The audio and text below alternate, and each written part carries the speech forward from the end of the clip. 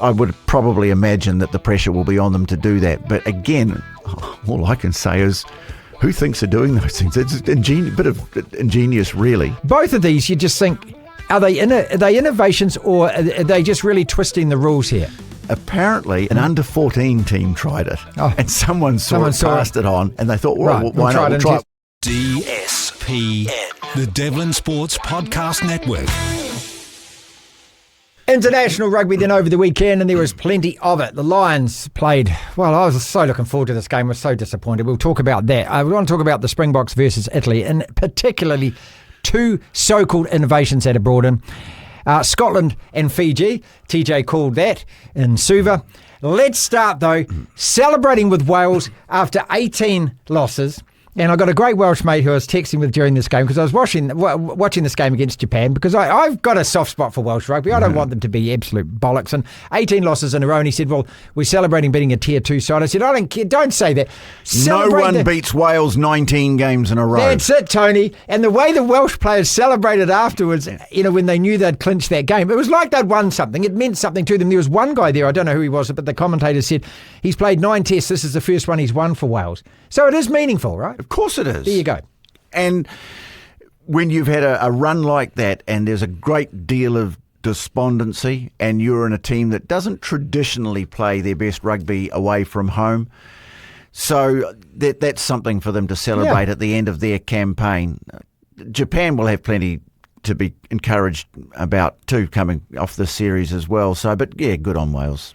All right, the Aussies New Zealand combined side. Look, there were days when we grew up with these long tours, and I remember the 77 Lions tour, and they played about 100 games throughout the country, and they played combined sides, they played university sides, they played second division combined sides, they played all kinds of things.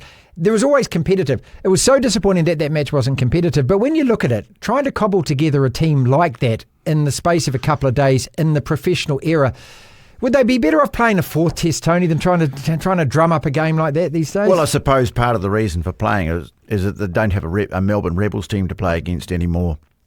So they had to have another game from somewhere. It was a great idea, and they assembled what looked like a pretty good roster, but in the end it little bit felt like a Barbarians team, and you sort of think, well, where's the preparation gone into this game? It was disappointing. I don't think the Lions would have got much out of it either, apart from a couple of injuries that they'll be concerned about, and that's starting to affect the thinking ahead of the test match as well. They've got a couple of guys who are now extremely doubtful for the test matches.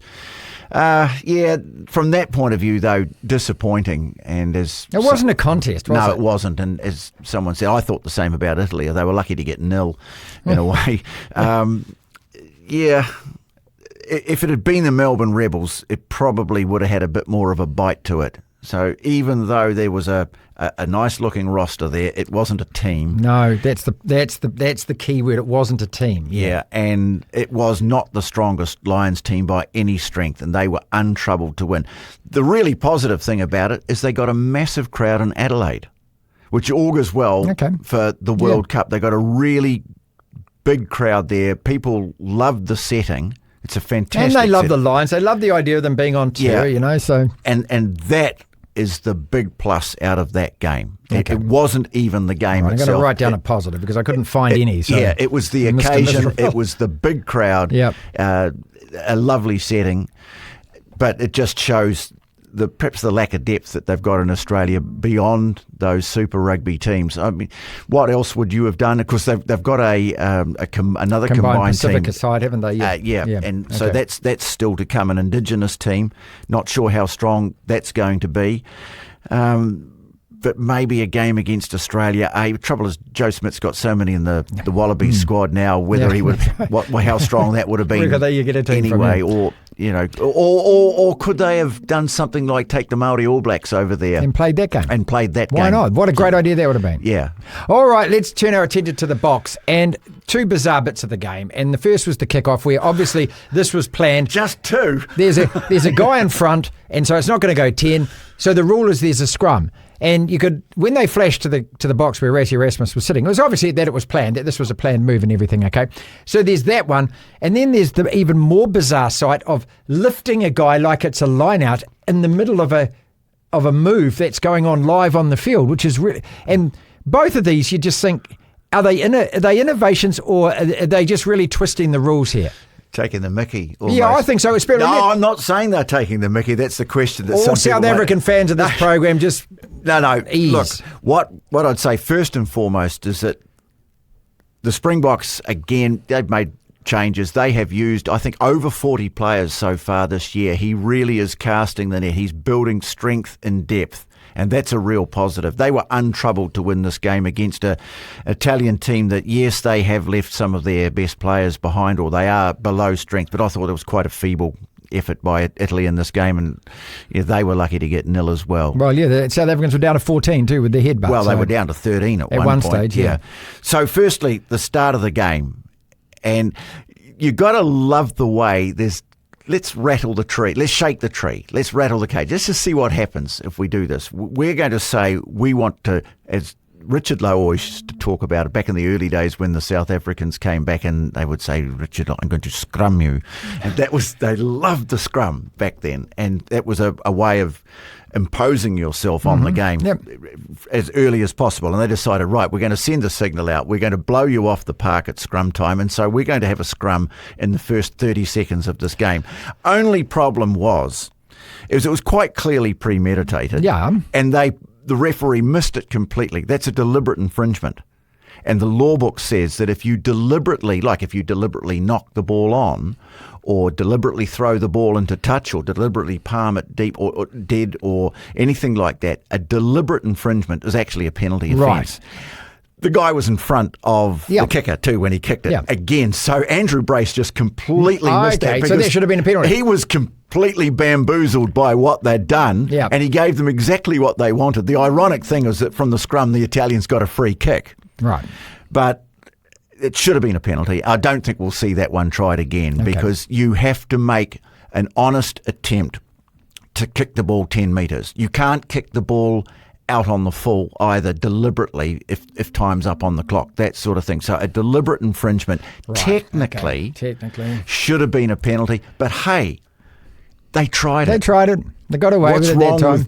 All right. Just, as I say, shaking the tree. The other one I think's far more difficult. And I saw a comment by Nigel Owens about this because he's very quick to make comment on some of the controversial things that happen, which I think is great. Yeah, it's great. From one of the best guys who ever Yeah. refereed the game, his take on it.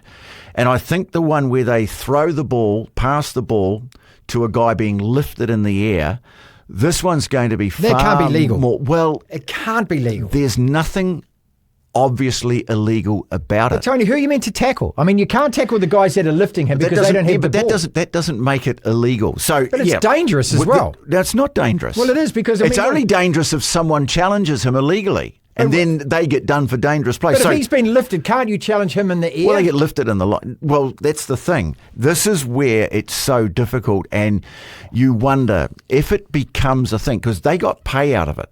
Both times. Yeah, they got a rolling maul on. Penalty advantage. And then I think Mark scored a try. Yeah. Exactly. So straight away, people are going to be asking questions of it. But this one is far more perplexing than the little... I mean, they're setting up a rolling maul off what isn't a set-piece rolling maul. You can challenge him in the air, you could, as if it's a line-out. You can get up and try and knock the ball away. But if you impede the player in the air, well, then you're penalised. But the two guys that are lifting him in broken play, surely they're impeding my ability to contest that There's ball. no ruck formed.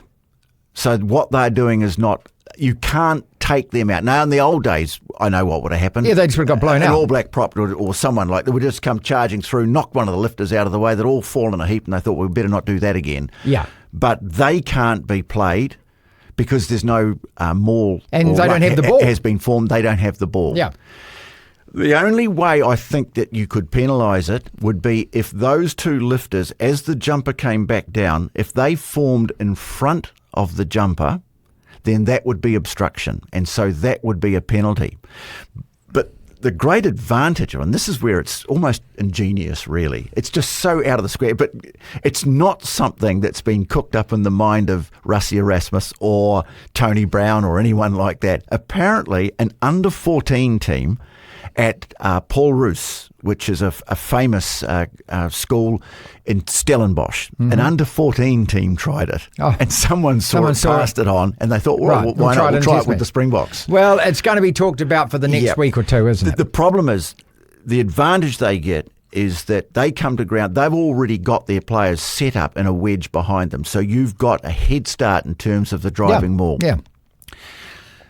What the opposition can do, well, I guess they can try and set up to stop it. Immediately that guy gets feet back on the ground. Or I think they'd be able to sack it if it was done by one player immediately. But if you come in and deliberately collapse a maul, which is, I think was the penalty advantage situation, then obviously it's advantage very much. You might even lose a player. Yeah, so this one, I think if they make a habit of it, I suspect they'll park it away now and pull it out in a big match in a key moment, because if they were to make a habit of it, you can imagine people will start jumping up and down, and World Rugby will have to make a ruling on it. Good. I think they should have to make a ruling on it. Well, yeah, I would probably imagine that the pressure will be on them to do that. But again, all I can say is, who thinks of doing those things? It's a bit of ingenious, really. Final game, Scotland-Fiji. You were up in Suva. You were calling this. It looked pretty dry up there. Scotland, that's the fourth time they've taken their team over to Fiji, which is excellent, isn't it? Yep. And they had a good win over New Zealand Māori up at Whangarei the week before. So I've only seen the highlights on YouTube, Tony, and it's about 15 to 20 minutes. But Fiji looked really good. They won it handsomely in the end, but it looked like a really good contest. Well, it was just a fantastic occasion. It was an absolute privilege to be there, to be working with an outstanding crew, to say that having Super Rugby, the Drua playing there frequently, the people have had really great experience televising high-level rugby matches, and I thought it was a world-class crew, and it was a privilege to be working with them. So that. Secondly, it was a great day. Fantastic crowd there. The atmosphere was they're just so effusive, and they don't go all quiet when things aren't going wrong. They sing louder, don't they? Yeah. And they lift their team, a bit like the Brazilian football fans used to do before they banned the drums and that the crowd, you can sense the energy they get when the crowd start to get behind the team. Scotland, their discipline kind of got away from them a wee bit. They'd had a very good win in Whangarei. They made quite a few changes, 14 in fact for this game, but by all accounts what they put on the field in Suva was actually a stronger team, a more experienced team. After 20 minutes, 25, 26 degrees, so it wasn't unbearably hot, but it was very humid, and I thought the pace of the game started showing on them to a degree, but they just got into trouble with the yellow cards. I felt sorry for the winger who went off, got sent off. The first one, it was a tight call, but I think it was the right one. He impeded a guy about to receive a pass in a situation where the line was open, or the break was on. Not a penalty try, but a definite yellow card. And then the second one where he did get himself offside, not by much, but just for the people that have been complaining about it, you have to be completely behind the line. If you've got even your hands, if you're on the ground ready to, from a sprint start, to get up off the line and make a tackle, if you've got your hands in the field of play, then that technically makes you offside. Yep. So it was a technical ruling, but it prevented a try being scored from the intercept, and so he had to come out with a yellow card. And I felt sorry for the guy going off, because it's not like he kicked anyone in the head. And he was really upset about it. And he won't be suspended. He'll come back to New Zealand, I'm sure, and be available to play the game against Samoa, which is at Eden Park on Friday night. But oh gosh, Fiji. The thing about Fiji, everyone thinks that they're all about 6'6" forwards, loping down the field, holding the ball in one hand, throwing a loop overhead pass or something like that. They are technically outstanding. The 10 of their side play their rugby in France. A lot of their forwards are seasoned professional players playing in leagues all around the world, including the Drua, who had a very good representation in that team. It's a nice mix of the overseas-based players and the Drua players. Some of whom were getting an opportunity. Kuravoli, the halfback, who plays second fiddle to Frank Lamani a lot of the time. Absolutely outstanding at halfback, the way he kept it going. But they matched Scotland up front, and then when they got their game going, their left winger, Waningolo, has been the star of the last 2 weeks. he was the guy that sparked this revival against Australia the week before. We made that incredible run off the left wing deep in his own half, and he scored an individual try in this game that really broke it. Quite a stunning piece of rugby. So that's terrific, and left me with this thought. After going up there, enjoying the day. It's a nice stadium, beautiful surface, good crowd, really well covered by the local television people. Fiji and Japan, surely, they have to think about expanding the Rugby Championship to bring those two teams in. Now, I know that will upset fans of Samoa and Tonga, but right now, Fiji, they are the top-ranked team. They're the Pacific Nations Cup holders, and they'll be favourites to win that again this year. What that would do, firstly, it would force teams to play their test matches in Fiji. Yep, Look, the All Blacks played Fiji in San Diego, and that was really good because they generated some good money from that. That did a lot of good for rugby in Fiji, but it's beyond time that the All Blacks played a game in Fiji, and this would be the way to do it. I'd love to see it. Whether or not the other teams would agree to it, well, that's the sticking point, isn't it? But I think they're worthy of it if we're genuine about expanding the game, bringing something new into it, particularly at the moment while the Fiji have got all these players who ply their trade in some of the best leagues in the world. So that was my sort of final thought on it. But I have to say, one of the most enjoyable experiences I've ever had, and something I would never have dreamed of when I first went to Fiji as a 15-year-old, our school first 15. Never thought I'd come back and call a rugby test there. And so I just feel so lucky that I was able to be there because it was a truly special experience. DSPN.